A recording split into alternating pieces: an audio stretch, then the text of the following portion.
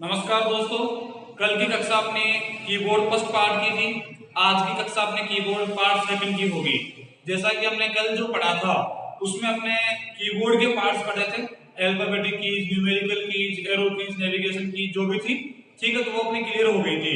उसके बाद आज हम पढ़ेंगे function of keyboard keys, keyboard की कुंजियों के कार्य। ठीक है, कीबोर्ड की कुंजियां, कौन सी कुंजी क्या कार्य करेगी, किस कुंजी का उपयोग कब किया जाएगा, किस स्थिति में किया जाएगा, ये आज की कक्षा में हम क्लियर करेंगे। तो चलो शुरू करते हैं। कीबोर्ड की कुंजियों के कार्य टॉपिक होगा अपना कीबोर्ड की कुंजियों के कार्य। यानी कि अपनी जो कीबोर्ड है, अपने पास में जो कीबोर्ड होगा कंप्यूटर का यूज करते समय, तो उस कीबोर्ड की किस किस कुंजी का हम ज्यादातर उपयोग करेंगे, कहां कहां करेंगे, तो वो हम इसमें पढ़ेंगे। तो सबसे पहले हम बात करते हैं, कल हमने पढ़ा भी था कि QWERTY रिलेटेड टू कीबोर्ड, यानी कि QWERTY कीबोर्ड से संबंधित होता है। ये अपना क्लियर हो गया था, कंपटीशन एग्जाम का मोस्ट इंपोर्टेंट क्वेश्चन है। आगे अभी हम बात कर रहे हैं कीबोर्ड की कुंजियों के कार्य। तो कीबोर्ड में लेफ्ट साइड में, कीबोर्ड के बाईं ओर, ठीक है, सबसे जो पहली कुंजी होती है उसी के वहां से हम शुरू कर रहे हैं। तो कीबोर्ड की जो फर्स्ट कुंजी होगी उस कुंजी पर लिखा हुआ होगा ESC। जो कुंजी होगी वो इस तरह होगी, इसका नाम होगा एस्केप। जो ES की कुंजी होगी उसका नाम होगा एस्केप। एस्केप का कार्य हो गया रद्द करना, कैंसिल करना। ठीक है, तो इसका कार्य यानी जब हम कंप्यूटर का उपयोग करते हैं, पर उपयोग करते समय अनजाने में या किसी अचानक कोई कुंजी दब जाने से कोई विकल्प अगर खुल जाए, प्रोग्राम की हम बात नहीं कर रहे यहाँ पे, हम ओनली विकल्प की बात कर रहे हैं। प्रोग्राम खुल जाए तो वो तरीका दूसरा होगा। अभी हम ओनली और केवल एक ऑप्शन की हम बात कर रहे हैं। जैसे मान लीजिए अचानक आपने कोई कंट्रोल कुंजी दबाए रखी और आप एस लिखना चाह रहे थे, तो आपके कंट्रोल कुंजी दबी रह गई और आपने एस दबा दिया, तो एस दबाते से होगा डायलॉग बॉक्स ओपन हो जाएगा। तो उस ऑप्शन की बात हम कर रहे हैं। तो ऐसे ऑप्शन अगर अनजाने में या जानबूझकर कभी खुल जाते हैं, तो उसे वापस हटाने के लिए, वापस निरस्त करने के लिए, कैंसिल करने के लिए, इग्नोर करने के लिए हम एस्केप कुंजी का उपयोग करते हैं। यानी कि हम एस्केप कुंजी की सहायता से उस खुले हुए विकल्प को हटा सकते हैं। तो पहली कुंजी का कार्य हो गया कि जाने अनजाने में खुले हुए किसी विकल्प को हटाने के लिए एस्केप कुंजी का कार्य किया जाता है। दूसरी कुंजी हम बात करें तो अपनी दूसरी जो कुंजी होती है वो होती है टैब। टैब कुंजी पर इस तरह का एक निशान बना हुआ होता है। इन दोनों तीर के निशान के आगे एक स्पीड ब्रेकर के रूप में एक फुल स्टॉप, ठीक है, इस तरह का एक निशान होता है जिसको हम अंग्रेजी में फुल स्टॉप बोलते हैं। ठीक है, हिंदी में जो एक वाक्य के अंत में जो लगाया जाने वाला एक निशान होगा। तो टैब कुंजी की हम बात करें तो टैब कुंजी में इस तरह का निशान बना हुआ होता है। ये निशान टैब कुंजी का कार्य बताते हैं। जब हम कंप्यूटर पर टाइप करने का कार्य करते हैं तो इस तरह की एक स्क्रीन पर लाइन दिखाई देती है जो बार बार ब्लिंक करती है। ब्लिंक करने का मतलब बार बार दिखती है, छिप जाती है, फिर दिखाई देती है, फिर छिप जाती है। तो ये जो लाइन है ये कहलाती है कर्सर। इसको हम क्या बोलेंगे? कर्सर। कर्सर मीन्स हमारी वर्तमान स्थिति। हम जो भी लिखेंगे, जहां ये लाइन पेज में चमकती हुई नजर आएगी वहीं से लिखना शुरू होगा, तो ये कर्सर। तो ये दोनों जो फुल स्टॉप दिखाई दे रहे हैं, दोनों तीर के निशान के आगे आगे पीछे और हो गए, तो ये कहलाते हैं कर्सर। तो ये दोनों कर्सर हो गए। इस कर्सर को यहां से एक बार में 5 अक्षर की जगह छोड़कर आगे ले जाना हो, जैसे इसको यहां से उठाकर डायरेक्ट हमें यहां ले जाना हो, एक ही बार में 5 अक्षरों की जगह छोड़ना चाहते हैं, तो टैब कुंजी को दबाएंगे तो ये 5 अक्षर पीछे आगे चला जाएगा। लेकिन अगर हम बैक स्पेस कुंजी को वापस दबा देते हैं तो ये जहां से गया था वापस वहीं आकर के स्थित हो जाता है। यानी ये 5 अक्षर आगे जाता है एक बार में, तो मिटाते समय 5 अक्षर ही पीछे आएगा। तो इसका कार्य हो गया दो शब्दों के बीच में एक साथ या एक बार में 5 अक्षरों का स्पेस, 5 अक्षरों की जगह छोड़ने के लिए इसका उपयोग किया जाता है। यदि मान लीजिए हम ऑनलाइन कोई वर्क कर रहे हैं तो ऑनलाइन वर्क में टाइपिंग के अलावा ऑनलाइन वर्क में अगर हम कोई भी फॉर्म फिलअप कर रहे हैं तो उस जगह पर टैब का उपयोग अगले या नेक्स्ट ऑप्शन या नेक्स्ट बॉक्स पर जाने के लिए किया जाता है। तो टैब की सहायता से 2 कार्य हो गए, ऑनलाइन कार्य करते समय नेक्स्ट स्टेप पर जाने के लिए होता है, और अगर हम टाइपिंग का कार्य करते हैं और उस समय कर्सर की स्थिति दिखाई जाती है तो वहां से हम उसको 5 अक्षर आगे ले जा सकते हैं। ये टैब का कार्य हो गया। टैब के बाद हम बात करते हैं कैप्स लॉक। टैब का अगला जो कुंजी होगी, टैब के बाद अगली कुंजी हमारी होगी कैप्स लॉक। कैप्स लॉक के पूरे नाम से बात करें, इसका फुल नेम हो जाएगा कैपिटल लेटर्स लॉक। जैसा कि नाम से ही क्लियर हो रहा है, capital letters lock means capital यानी बड़े एबीसीडी के बड़े अक्षर, कैपिटल लेटर्स यानी जो अल्फाबेटिकल है उसका कैपिटल लेटर्स हो गए, अक्षर हो गए, उनको लॉक करने के लिए इस कैप्स लॉक का उपयोग किया जाता है। ठीक है, कैप्स लॉक का कार्य क्या हो गया, यदि हम कंप्यूटर में टाइप करते हैं और अगर मान लीजिए अल्फाबेटिक वर्ड, अल्फाबेटिक कैरेक्टर अक्षर इस तरीके से आते हैं, यानी कहने का मतलब स्मॉल लेटर में आते हैं, तो इनको हम बदल करके कैपिटल लेटर में चेंज कर सकते हैं। तो इसके लिए हम कैप्स लॉक का उपयोग करते हैं। किस तरह से होगा, पहले इसका कार्य बोलते हैं या कार्य देखते हैं। इस कुंजी की सहायता से कैपिटल लेटर्स को स्मॉल लेटर्स में और स्मॉल लेटर्स को कैपिटल लेटर में लिखा जा सकता है। यदि अब देखिए जानकारी किस तरह लिखा जाएगा, एक ही कुंजी से बड़ा छोटा कैसे होगा अक्षर, ठीक है, तो वो हम देखेंगे। यानी अगर कैप्स लॉक को दबाया जाता है तो कीबोर्ड में इसके न्यूमेरिकल पैड के ऊपर 3 इंडिकेटर होते हैं, जिसमें से बीच वाला जिस तरह से ए लिखा हुआ होगा या फिर कैप्स लॉक का नाम लिखा हुआ होगा, तो ये जो लाइट है, ये जो इंडिकेटर हैं, यदि कैप्स लॉक की कुंजी को दबाने पर ऑन हो जाए या इसकी लाइट जल जाए इंडिकेटर की, तो हमारे जितने भी अक्षर लिखे जाएंगे वो सब कैपिटल लेटर में आएंगे। अगर मान लीजिए ये लाइट ऑलरेडी जली हुई है और हम इसको प्रेस करते हैं, कुंजी को दबाते हैं, तो ये लाइट ऑफ हो जाएगी, बंद हो जाएगी। तो बंद होने पर जितने भी अक्षर आएंगे लिखने पर वो सभी स्मॉल लेटर्स में आएंगे। तो ध्यान रहे, पेपर में प्रश्न इस तरह भी आ सकता है कि यदि कैप्स लॉक की कुंजी को दबाया जाए और लाइट ऑन हो जाए तो अक्षर निम्न रूप में आएंगे। फिर अपने पास 4 विकल्प होंगे। प्रथम अक्षर जैसे उसमें आ गया, पहला कैपिटल बाकी स्मॉल, पहला स्मॉल बाकी कैपिटल, सभी कैपिटल और सभी स्मॉल। तो पहला, तो अगर लाइट ऑन हो रही है तो सभी कैपिटल आएंगे, लाइट ऑफ हो रही है तो सभी स्मॉल आ जाएंगे। तो ये हमें ध्यान रखना है। ये हमारा capital letters lock, caps lock clear. 3 कुंजियां हमारी हो गई। चौथी कुंजी हमारी होती है शिफ्ट। शिफ्ट की कुंजी पर इस तरह का एक निशान बना हुआ होता है। शिफ्ट एक कॉम्बिनेशन की है, ठीक है, सॉरी, जैसे कैप्स लॉक हमने पढ़ा तो मैं बताना भूल गया। ठीक है, कैप्स लॉक हमारी टॉगल की है, हमने लिखा भी था कल के पार्ट में कि टॉगल कीज में लॉक वाले शब्द आते हैं, लॉक वाली कुंजियां, तो लॉक शब्द इसमें आ रहा है तो ये कुंजियां हमारे टॉगल की में आ जाती हैं। आगे हम पढ़ रहे हैं शिफ्ट। शिफ्ट जो की है हमारी, इस शिफ्ट की का उपयोग कॉम्बिनेशन की के रूप में किया जाता है। शिफ्ट यानी किसी अन्य कुंजी के साथ कार्य करने वाली जो कुंजियां हैं वो कॉम्बिनेशन कीज होती है। तो शिफ्ट भी एक कॉम्बिनेशन है जो अन्य कुंजी के साथ कार्य करेगी। देखिए इस पर एक तीर का निशान बना हुआ है, इस तीर के निशान में इस तरह से निशान बना हुआ है, यानी कहने का मतलब है इस निशान का मुंह ऊपर की ओर दर्शाया गया है।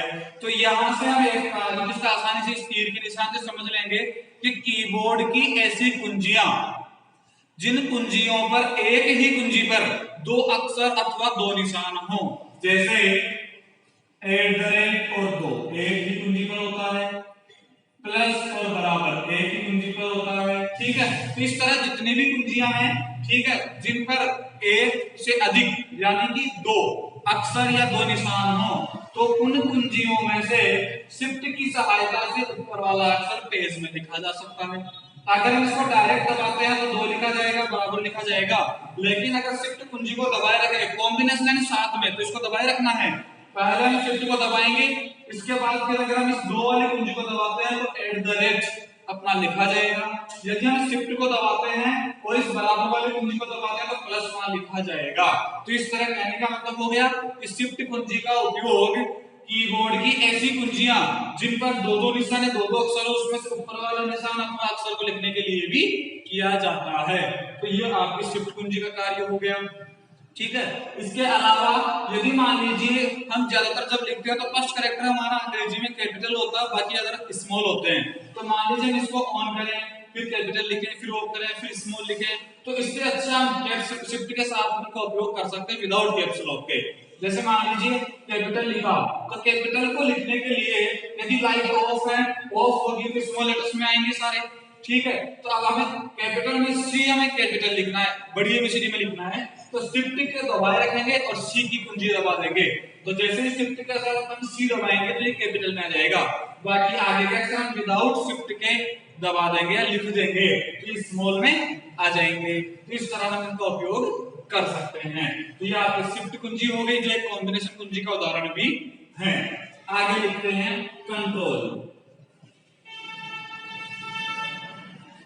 ठीक है, शिफ्ट के बाद अगली कुंजी होती है अपनी कंट्रोल की।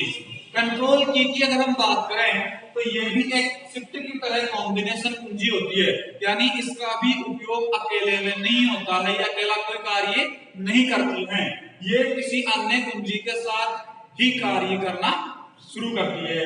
जैसे हम बात करें कंट्रोल, पहली चीज इसका उपयोग शॉर्टकट की के रूप में भी किया जाता है, यानी अगर हम कोई भी तरीका शॉर्टकट तरीके से उस कार्य को करना चाहते हैं, स्टेप बाय स्टेप फॉलो न करके हम डायरेक्ट उस कार्य को अंजाम देना चाहते हैं, तो उसको हम बोलते हैं शॉर्टकट करना। तो शॉर्टकट की के रूप में हम कंट्रोल का उपयोग करते हैं अन्य की के साथ में, तो वो हो गया कंट्रोल। जैसे उदाहरण हम बात करें, सेव करने के लिए हमने कंट्रोल प्लस एस प्रेस किया तो सेव को डायलॉग बॉक्स ओपन हो जाएगा। एस की जगह हम ओ कर देते हैं कंट्रोल के साथ तो ओपन हो जाएगा, कंट्रोल के साथ हम पी कर देते हैं तो प्रिंट का ऑप्शन हो जाएगा। तो इस तरह से शॉर्टकट कुंजी के लिए काम में लिया जाता है। और जो कंट्रोल है, ये कंट्रोल भी कॉम्बिनेशन कुंजी का ही एक उदाहरण है। आगे चलते हैं, कंट्रोल के बाद अपना अगला जो ऑप्शन होगा वो होगा आल्ट। कॉम्बिनेशन है तो तीनों को क्लियर कर लेते हैं। कॉम्बिनेशन का तो आल्ट जो बटन होगा, आल्टर कुंजी जो होगी सेम इसी की तरह काम करेगी, शॉर्टकट कुंजी के रूप में ही इसका उपयोग किया जाएगा। ठीक है, यानी ये भी कॉम्बिनेशन कुंजी अकेले काम नहीं करेगी, शॉर्टकट कुंजी के साथ इसका उपयोग हम करते हैं शॉर्टकट कुंजी के रूप में। जैसे अगर मान लीजिए हम Alt प्लस F4 प्रेस करते हैं तो हमारे सामने शटडाउन का ऑप्शन या शटडाउन की प्रक्रिया आगे प्रोसेस करने का ऑप्शन खुल जाएगा। यानी कंप्यूटर को बंद करना, लैपटॉप को बंद करना, या अगर कोई प्रोग्राम खुला हुआ है तो उस प्रोग्राम को बंद करने के लिए हम शॉर्टकट कुंजी Alt प्लस F4 का उपयोग कर सकते हैं। अन्य कई तरीके और होते हैं जिनके साथ हम Alt का उपयोग करते हैं, जैसे कंट्रोल का कर रहे थे वैसे Alt का भी करते हैं। लेकिन ध्यान रहे यहाँ जो Alt प्लस F4 की क्रिया एक्सटर्नल क्रिया बाहरी, ये किसी वर्तमान प्रोग्राम या कंप्यूटर को बंद करके हमें उससे बिल्कुल बाहर ला रहा, तो ये एक्सटर्नल क्रिया हो गई। जबकि ये आंतरिक क्रिया है कंट्रोल प्लस एस, क्योंकि ये किसी प्रोग्राम के अंदर कार्य किया जा रहा है, तो ये थोड़ा सा इसमें डिफरेंस है। तो कंट्रोल हो गया, शिफ्ट हो गया और आल्ट हो गया, तीन कॉम्बिनेशन कुंजियां थी, तीनों हमारी क्लियर हो गई हैं। कंट्रोल और आल्ट के साथ में एक कुंजी जो हमारे माउस में कीबोर्ड में आती है, ठीक है, वो कुंजी इस तरह की भी होती है। ठीक है, तो इसको हम विंडो की भी बोलते हैं, यानी विंडो की, ठीक है, या फिर स्टार्ट बटन।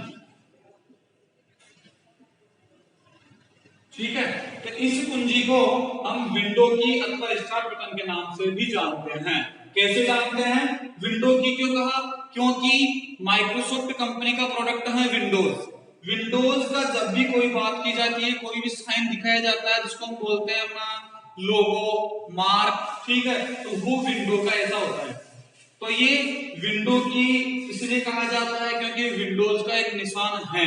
दूसरी बात हम करें स्टार्ट बटन, कंप्यूटर में, लैपटॉप में जो टास्क बार पर स्टार्ट बटन दर्शाया जाता है, उस स्टार्ट बटन पर भी इसी तरह का निशान दर्शाया जाता है, इसलिए इसको स्टार्ट बटन भी कहा जाता है और विंडोज की भी कहा जाता है। शॉर्ट में इसको विंडोज की जगह विन की भी बोल दिया जाता है कभी कभी।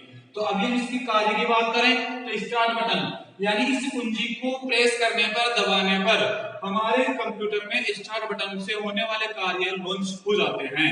यानी कि स्टार्ट बटन पर क्लिक करते ही जो मेन्यू खुलती है कार्यक्रम की, प्रोग्राम्स की, तो इस कुंजी पर प्रेस करते ही वो मेन्यू ओपन हो जाती है। तो वो हमारा हो गया विंडो की स्टार्ट बटन।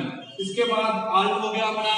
आल्ट के बाद हम बात करें तो अगली जो अपनी कुंजी होगी आल्ट के बाद में, वो कुंजी होगी अपनी space bar button. Space bar कुंजी यानी स्पेस बार के बारे में हम बात करेंगे। तो स्पेस बार क्या होता है, देखो एक इस तरह का लंबा सारा बटन होता है जिस पर कोई भी नाम नहीं होता। देखिए दोस्तों, इस पर नाम क्यों नहीं होता? पहला कारण, इस पर नाम क्यों नहीं दिया? बनाने वाले ने अपने तरीके से अगर बनाया है, लेकिन अगर हम याद रखने के लिए अपना तरीका भी उसमें उपयोग कर सकते हैं। जैसे कि इसमें नाम नहीं है तो हम इसको ऐसे भी याद रख सकते हैं कि खाली जगह छोड़ने का कार्य करती है। ये जो कुंजी है इसका कार्य होता है बिल्कुल दो शब्दों के बीच में खाली जगह छोड़ना। तो खाली जगह छोड़ने के लिए इस बटन को खाली ही छोड़ दिया। तो हम इसके तरीके से, इसके चित्रों से, इसके तरीकों से, इसकी रूपरेखा से हम इनको आसानी से याद रख सकते हैं। तो ये जो बटन है इसका नाम होता है स्पेस बार बटन।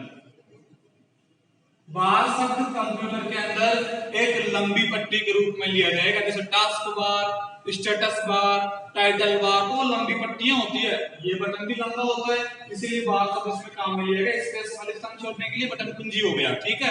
तो स्पेस बार बटन की सहायता से हम दो शब्दों के बीच में खाली जगह छोड़ सकते हैं। और जब भी हम कुछ लिखते हैं तो शब्द को अलग करने के लिए, दर्शाने के लिए हम जगह जरूर छोड़ते हैं। जैसे स्टार्ट बीच में जगह छोड़ी बटन, विंडोज बीच में जगह छोड़ी की, ठीक है, शॉर्टकट बीच में जगह छोड़ी की।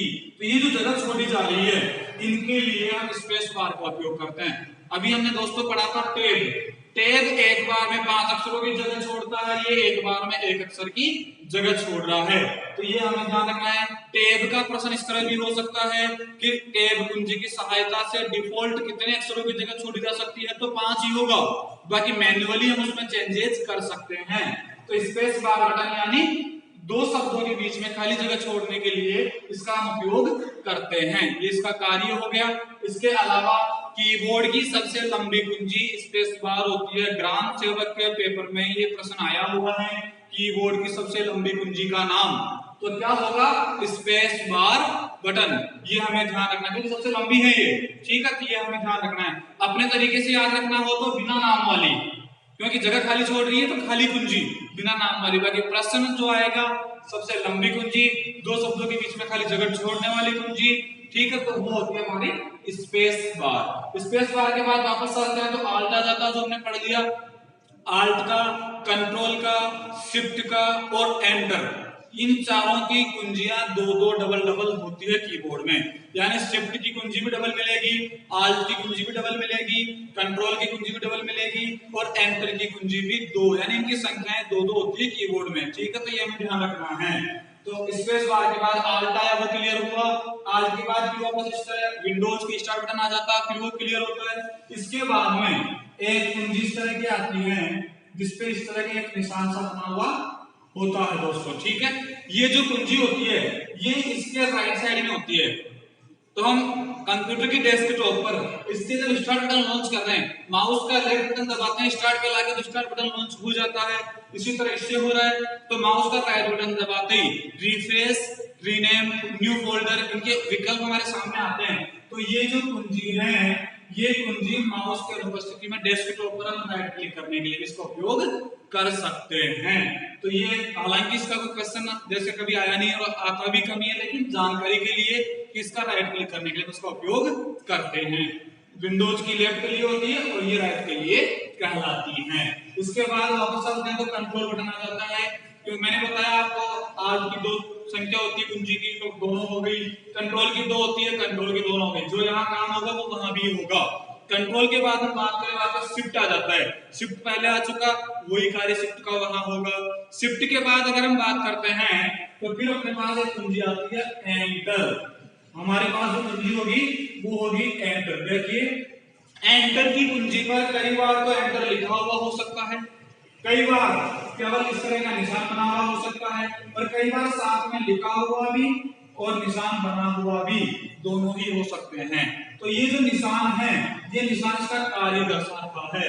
जैसे ये लाइन हमने लिखी और यहाँ अगर एंड हो गया तो ये इसका अंत आ गया, तो ये कर्सर होगा जो बार बार चमकेगा। पहले बताया गया आपको कर्सर क्या होता है, तो ये लाइन का अंत होगा। अगर मान लीजिए हम आगे लिखते जाएंगे तो वर्तमान समय में ऐसी टेक्नोलॉजी होती है कि ऑटोमेटिकली नीचे आ जाता है। लेकिन मान लीजिए हम एप्लीकेशन लिख रहे हैं, हमने लिखा 2, अब कर्सर यहाँ है और लाइन भी बनी नहीं है, तो हम नई लाइन लेने के लिए एंटर की दबाएंगे, तो ये कर्सर यहाँ से चलेगा तो यहाँ आ जाएगा। तो ये तरीका देखिए कैसी स्टेप होगी एंटर जैसी। तो ये एंटर का कार्य हो गया एक नई लाइन में प्रवेश करने के लिए। तो एंटर का कार्य हुआ वर्तमान लाइन से नई लाइन लेने के लिए, न्यू लाइन में प्रवेश एंट्री करने के लिए एंटर का कार्य हो गया। दूसरा, ये तो हम बेसिकली काम में लेते हैं। कभी कभी जब हम कोई भी विकल्प ओके करते हैं या किसी विकल्प को फाइनल सबमिट करते हैं तो वहां ओके पर क्लिक करने की आवश्यकता नहीं होती, वहां एंटर बटन दबाने पर भी वो फाइनल सबमिट हो जाता है। तो ये आपका एंटर हो गया। एंटर के बाद हम बात करें फिर होता है अपने पास बैक स्पेस। एंटर के बाद होगा अपना बैक स्पेस। कई बार इसका नाम भी होता है, कई बार केवल ऐसा एक निशान भी हो सकता है। बैक, बैक मींस पीछे से, स्पेस वही जगह छोड़ना। मान लीजिए हमने लिखा राम, अब अपना कर्सर यहाँ होगा, हम इस कुंजी को दबाते हैं तो ये इन अक्षरों की इधर से यहाँ इसको मिटा के यहाँ जाएगा, फिर मैंने दबाया कि इसको मिटा देगा और कर्सर यहाँ जाएगा। कहने का मतलब ये हुआ कि ये अपने राइट हैंड साइड है, तो ये राइट साइड से, ये इधर लेफ्ट साइड है तो ये लेफ्ट साइड में, यानी ये बाएं अक्षरों को, बाईं ओर के अक्षर मिटाने का कार्य करता है। यानी बैक स्पेस की सहायता से हम बाईं लेफ्ट साइड की ओर के अक्षरों को मिटा सकते हैं। ठीक है। दूसरा, कई बार अगर हम फाइल फोल्डर ओपन करते हैं तो फोल्डर ओपन करते समय बैक में जाने के लिए इसका उपयोग किया जा सकता है। दोस्तों देखिए एक छोटी सी बात है, बैक स्पेस कुंजी को जब लगाया गया था तो डिलीट कुंजी नाराज हो गई थी कि जब मिटाने का कार्य बैक स्पेस कर रहा तो मेरी कोई आवश्यकता नहीं है, आप मुझे क्यों लगा रहे हैं। तब कीबोर्ड बनाने वाले ने डिलीट को भी साथ में बिठा के समझाया, भाई देखिए ये आपका हेल्पर होगा, बैक स्पेस जो होगा ये आपके हेल्पर के रूप में कार्य करेगी, यानी कि केवल ये अक्षरों को बाईं ओर ही मिटाएगी या फिर फाइल फोल्डर को बैक में लेके जाएगी, जबकि किसी फाइल या फोल्डर को ये नहीं मिटा सकती है। तो इस तरह से डिलीट को संतुष्ट किया गया और फिर डिलीट को खुश करके अपना स्थान वापस दिया गया। तो ये बैक स्पेस का कार्य हो गया कि ये अक्षरों को बाईं ओर के अक्षरों को मिटाने के लिए उपयोग में लिया जाता है। और कभी कभी फोल्डर ओपन करते हैं तो फोल्डर में वापस बैक जाने के लिए भी बैक स्पेस का उपयोग कर सकते हैं। इसके बाद हम बात करते हैं अपने अगली कुंजी डिलीट, क्योंकि बैक स्पेस और डिलीट में जगह नहीं, हम साथ के साथ डिलीट को भी क्लियर कर ही लेते हैं। तो अगला जो अपना विकल्प है वो है डिलीट। डिलीट जो कुंजी होगी ये इसके अपोजिट कार्य करेगी अक्षरों को मिटाने की बात करें तो। ये जैसे लेफ्ट साइड के अक्षर मिटा रहा था, ठीक है, इस तरफ, तो ये डिलीट कुंजी, इसमें निशान नहीं होता, केवल नाम ही लिखा होता है डिलीट या फिर DEL, ठीक है। तो इस तरह से डिलीट कुंजी हो गई। ये जो अक्षर है इसके अपोजिट कार्य करती है। इसके अपोजिट बोले तो जैसे बैक स्पेस बाईं ओर मिटा रही है, ठीक है, तो ये इसके राइट में यानी इसके दाईं ओर ही मिटाने का कार्य करती है। डिलीट जो है ये दाईं ओर के अक्षरों को मिटाने के लिए उपयोग में लिया जाता है। ये आपकी डिलीट कुंजी हो गई, ठीक है।